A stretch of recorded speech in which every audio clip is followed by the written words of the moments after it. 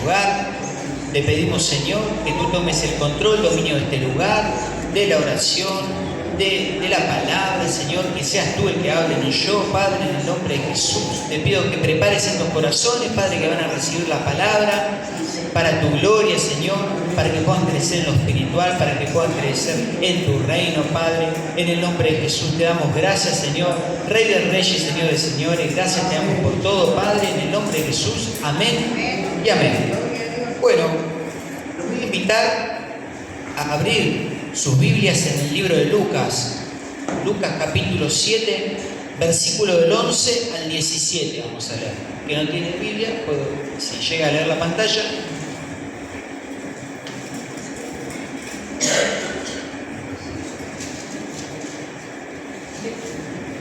Lucas 7, capítulo 7, versículo 11, perdón. Lucas capítulo 7, versículo 11.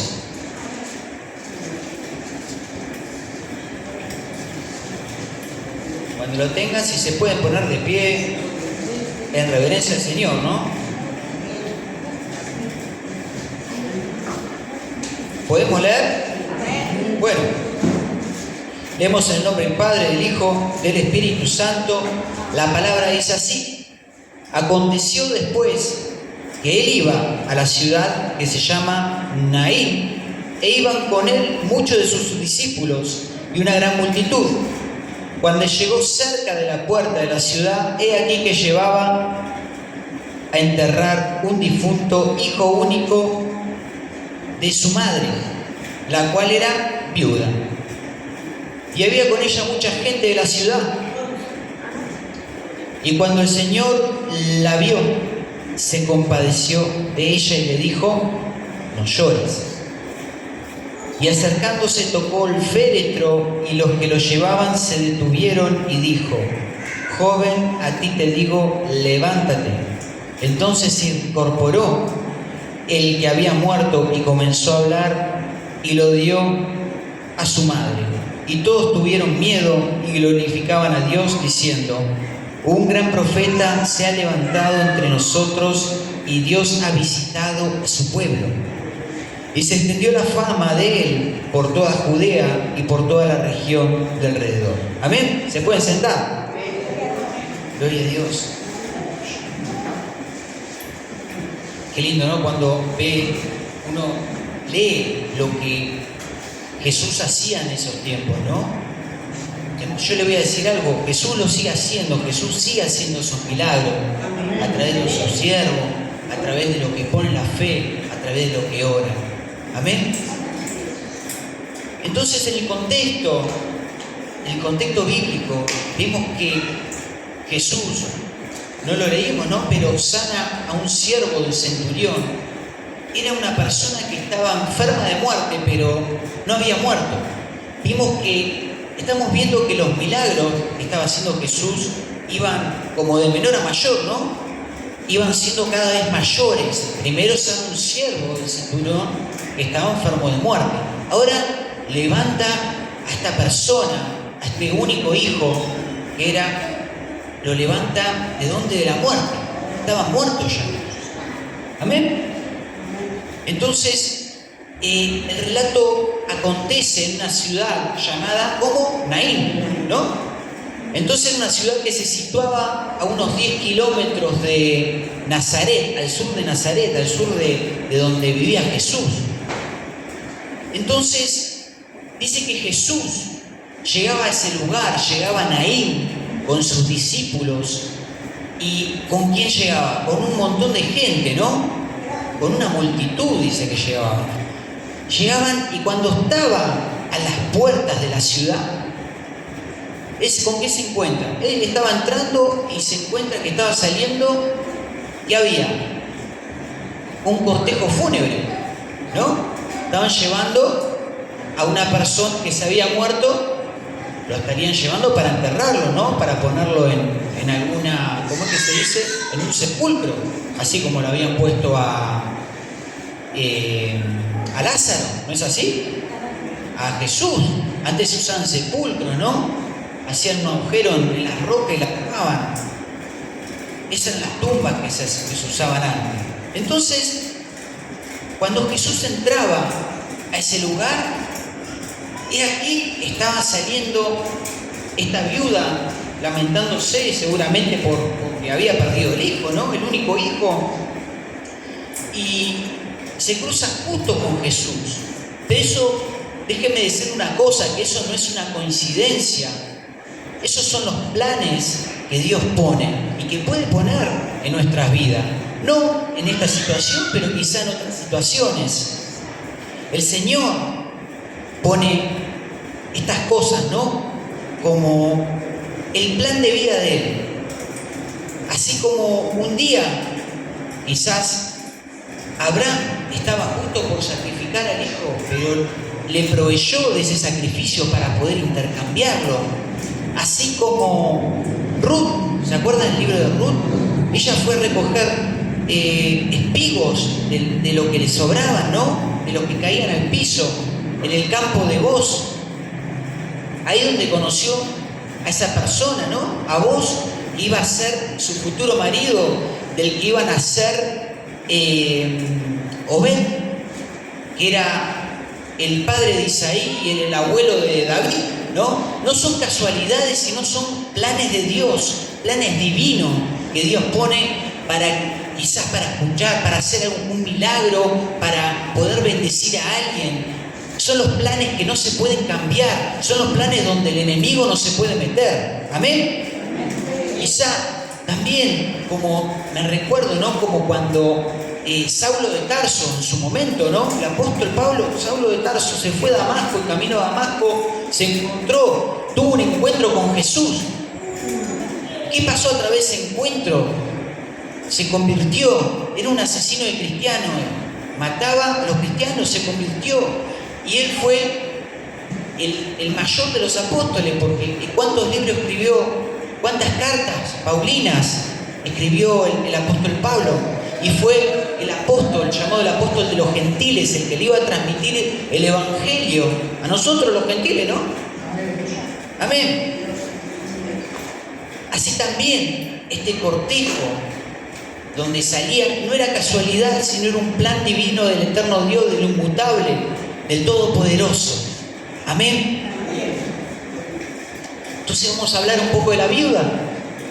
La viuda, en los tiempos de Jesús, quizás no era como ahora, que quizás una viuda puede tener una pensión o quizás alguna otra ayuda, ¿no? Del Estado. Antes la viuda, una viuda, era una persona que quedaba, digamos, en la protección del hijo. Si tenía un hijo, ¿no? Si no tenía un hijo, quedaba en la lona. Pero si tenía un hijo, iba a ser el sustento. Ese hijo iba a ser el sustento. Ese hijo iba a ser la protección de esa mujer cuando quedaba viuda. Entonces, cuando una mujer quedaba viuda, quedaba en la lona, digamos. Quedaba en la pobreza, porque no había nadie que la sustentara. Salvo que pase como le pasó a Noemí, una historia, pero no nos vamos a meter mucho de historia en historia porque no terminamos más. Entonces dice el relato que leímos, que cuando Jesús ve a la mujer, ¿qué le pasa? Se queda conmovido, ¿no? Se conmovió, quizá la mujer por el dolor de la mujer, quizá por el llanto, se estaría lamentando, estaría quizás pidiéndole a Dios: Señor, ¿por qué te llevaste a mi único hijo? Era mi único sustento, era quizás la única persona que ella tenía, que ella amaba, y le estaría diciendo: ¿por qué te lo llevaste? Y ahí es cuando el Señor pone la mirada en ella, ¿no? Pone la mirada y dice que tuvo compasión, ¿no dice así? El Señor la vio y se compadeció. La vio a la mujer y se compadeció. Ahí el Señor está mostrando la parte humana, la naturaleza humana. Jesús estaba compuesto por una naturaleza humana y una naturaleza divina. Esa parte de ser, de haber nacido como hombre, estaba mostrando ese sentimiento que tenemos, ¿no? De a veces compadecernos. Pero eso es una característica también de Dios, que ahora lo vamos a ver. Nosotros a veces confundimos quizá compasión con empatía. La empatía es compartir los sentimientos, ¿no?, de los demás, sentir lo que el otro siente, meterse ahí. Eso es empatía, pero la compasión va un poquito más para allá.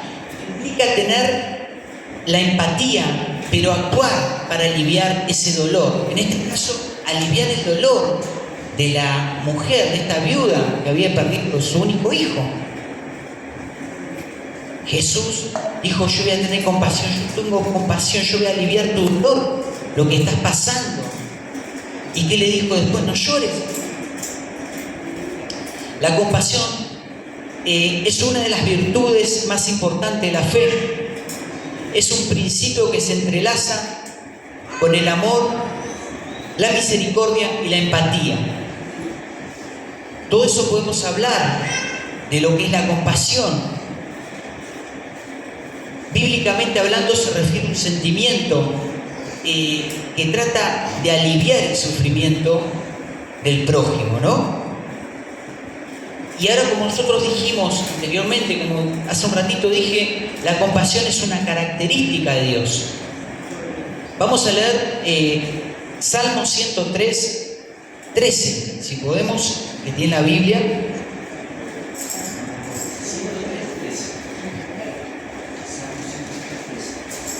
Vamos a leer lo que dice Salmo 103, 13.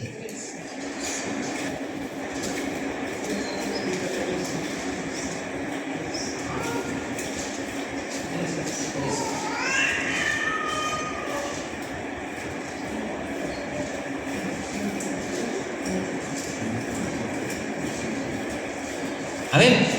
Dice así: como el Padre se compadece de los hijos, se compadece Jehová de ¿quién? De los que le temen. Porque Él conoce nuestra condición, se acuerda de que somos polvo. Amén.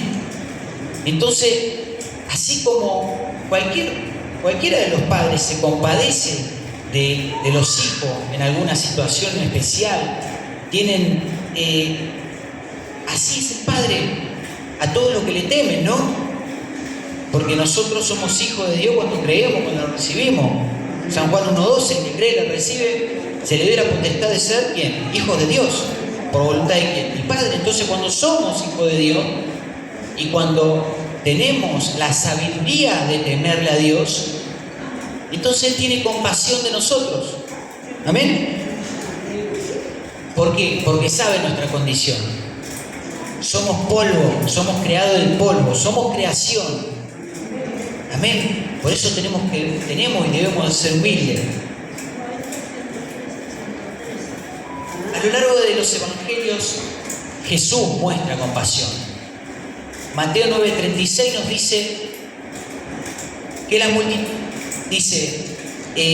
se menciona que tuvo compasión de las multitudes, porque estaban desamparados y dispersos como ovejas sin pastor.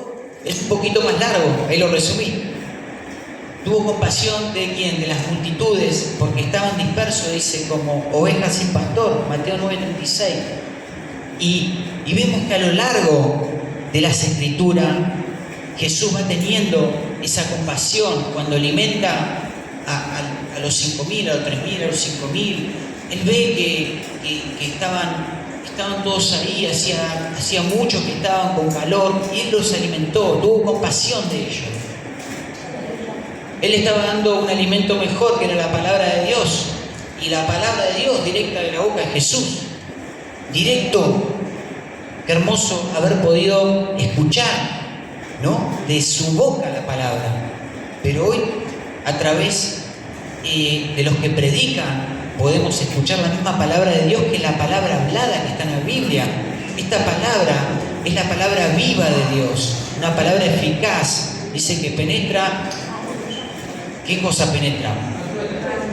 Sí, el alma y hasta los tuétanos y las intenciones, y discierne las intenciones del corazón. Es hermoso la palabra de Dios, todo lo que dice. En el Antiguo Testamento, la compasión era un mandato. En Deuteronomio 15, 15:7, por ahí 7 y 8, dice: si hay entre vosotros algún pobre de tus hermanos, no endurezcas el corazón, sino que dice que abrirás tu mano a él.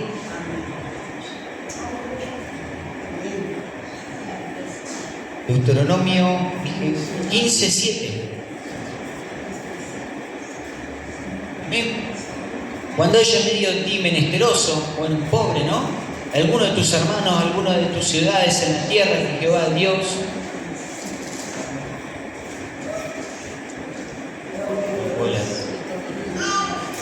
en la tierra que Jehová tu Dios te da, no endurezcas tu corazón, ni cerrarás tu mano contra el hermano pobre. ¿Amén? O sea, era un mandato como que asistir al que le falta. Y cuando dice pobre, un pobre, no un vivo, ¿no? Que no quiere ir a trabajar. Una persona pobre, que realmente necesita, que no tiene para comer, que no tiene, digamos, no tiene algún, nada, ¿no? Hay gente que está revolviendo de la basura, que, bueno, dale, extiende tu mano, no endurezcas el corazón. Amén. Era un mandato, es un mandato. Vemos que también la compasión es un reflejo de Dios. Cuando nosotros practicamos la compasión, estamos manifestando el amor de ¿quién? De Dios, de Jesús. Amén. Cuando practicamos la compasión, cuando damos al pobre, al que necesita, al que quizás al sufrido, estamos practicando la compasión.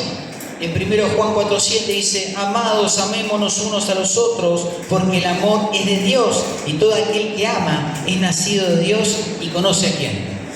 A Dios. Amén. Si somos nacidos de Dios, conocemos a Dios y practicamos esta compasión y practicamos este amor. Amén. Entonces este amor, a través de que se puede manifestar de la compasión, ¿no? En Efesios 4:32 dice: antes sed benignos unos con otros y misericordiosos. Amén. Debemos de practicar esa misericordia, debemos practicar esa benignidad, ¿no?, con los demás. Pero a veces un acto de compasión se transforma siempre en dar algo material a una persona, que a veces sí lo es, ¿no? Un plato de comida, una ropa, alguien que necesita vestirse. Sí, está bien, es compasión, pero a veces compasión también es cuando una persona está sufriendo, necesita una palabra. Compasión es ir y darle una palabra de la Biblia. Quizá la persona está sufriendo y uno darle una palabra de Dios. Quizá la persona tiene miedo y decirle: no temas, el Señor está contigo. Quizás es orar por una persona que necesita oración. Eso también es compasión, es poner en práctica la empatía, meterse en el sentimiento de esa persona y poner en acción lo que nosotros pensamos y lo que hizo Jesús, ¿no? Amén. Hay actos de compasión masivos acá en Argentina. ¿Recuerdan cuando hace poquito que hubo una inundación grande ahí en Bahía Blanca?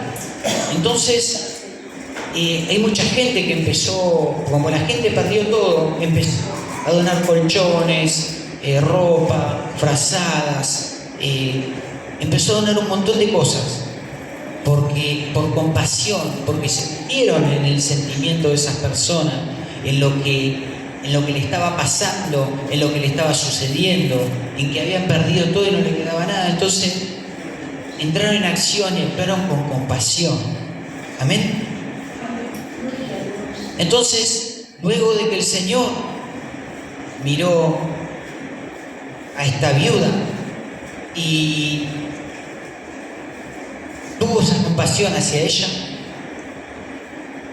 amén, se acercó al lugar donde estaba la persona muerta, ¿no?, al féretro, al lugar donde lo estaban transportando, no sé, hacer una camilla, estaban todos, ellos lo vendaban a los muertos, ¿no? Cuando una persona se moría, lo vendaban todo. Y se acercó a él, ¿y qué le dijo? Que se ponga de pie, ¿no? Levántate. A ti te digo que levántate, de una orden. Dio una orden así como cuando el Señor hizo el mundo, ¿no? En Génesis, ahí cuando vemos el primer capítulo de la creación, son todas órdenes dadas, orden. Y así es, porque ¿quién lo dice? El que hace todo, el Dios todopoderoso, el Dios supremo. Amén. Entonces, dio una orden, ¿y qué pasó? Se levantó y habló. Hay un dicho entre nosotros que dice: todo tiene solución menos ¿qué? Menos la muerte.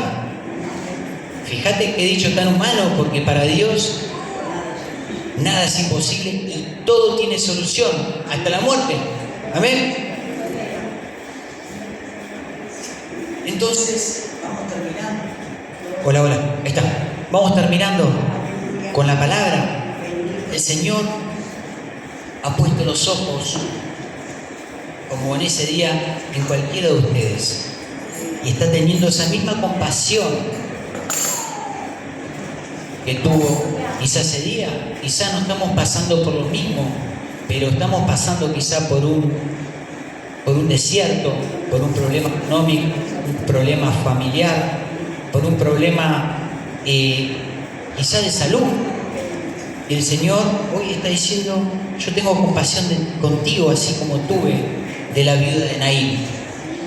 En la Escritura no está el nombre de esta mujer, ni el nombre de ese muchacho que levantó entre los muertos. Y es el único libro de la Biblia donde se describe esta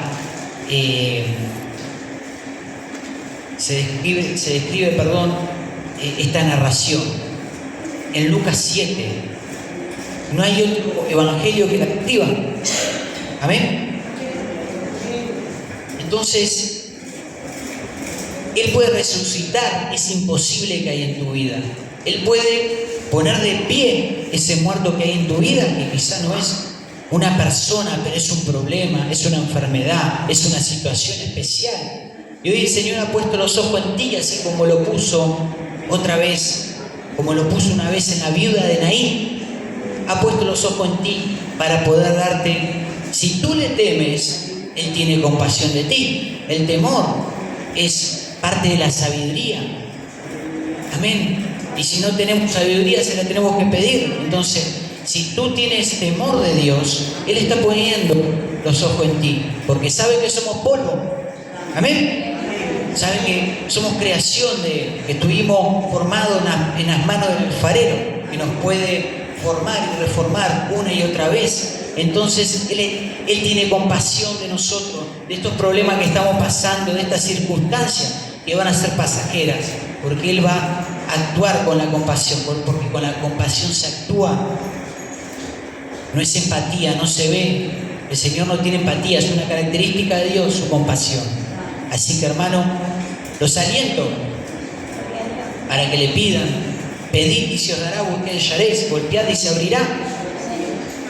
Los aliento para que pidan y le pidan a Dios y tengan temor de Él.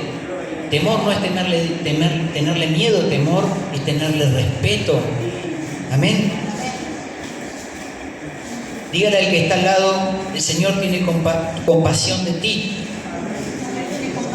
Amén. El Señor tiene compasión de ti. Amén. El Señor quiere hacer algo contigo, dígale. Amén. Vamos a orar, vamos a hacer una oración. Padre, en el nombre poderoso de Jesucristo de Nazaret, te damos la gloria y la honra, Señor, Rey de Reyes, Señor de Señores. Te damos gracias, Padre, por todo lo que hace, Padre. Te damos gracias, Señor, por todas las promesas que nos da, Señor, porque dice que si te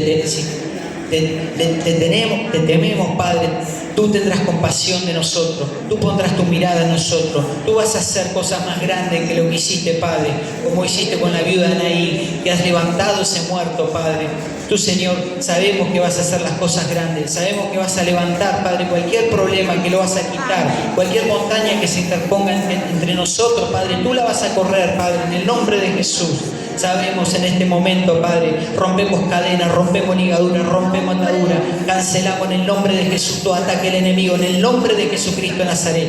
En este momento cancelamos todo ataque de umbanda, cancelamos todo ataque de quimbanda, de espiritismo, control mental, hechicería, brujería y magia negra. En este momento se rompen cadenas, se rompen ligaduras, yugo, ataduras, cerrojo, en el nombre de Jesús. Le damos la gloria, Padre, en el nombre de Jesús. Gracias te damos, Señor. Santo, santo, santo eres, Padre. Gloria a Dios. Amén y amén.